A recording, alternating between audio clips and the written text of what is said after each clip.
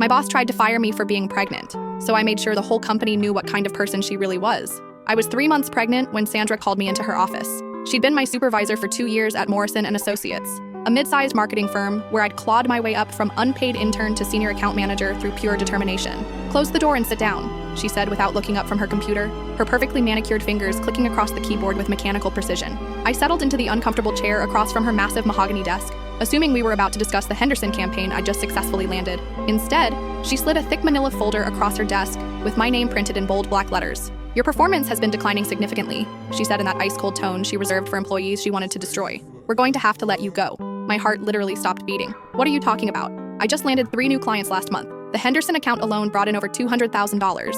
Your productivity metrics are down 23%. You're calling in sick more frequently than any other employee, missing critical deadlines." She finally looked up at me with those cold, calculating gray eyes. "And frankly, with your condition, we need someone who can fully commit to their role without personal distractions." There it was. She knew about my pregnancy.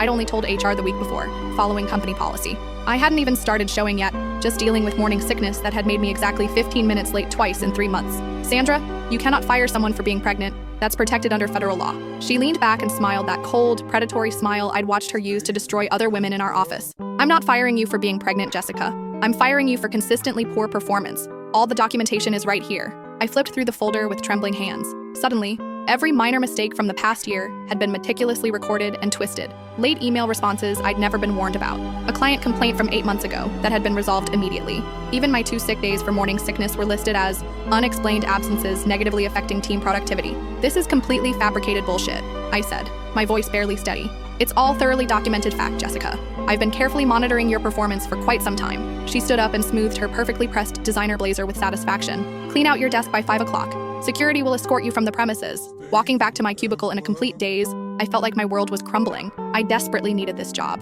My husband and I had just bought our first house, and his teacher salary alone wouldn't cover our mortgage plus a baby. But as I sat at my desk staring at the empty cardboard box HR had left for my belongings, something clicked in my brain. Sandra had no idea that for the past 6 months, I'd been quietly documenting her systematic harassment of every woman in our department, and I had evidence that would destroy her. I couldn't fit what happens next in this short video. Watch the rest down below.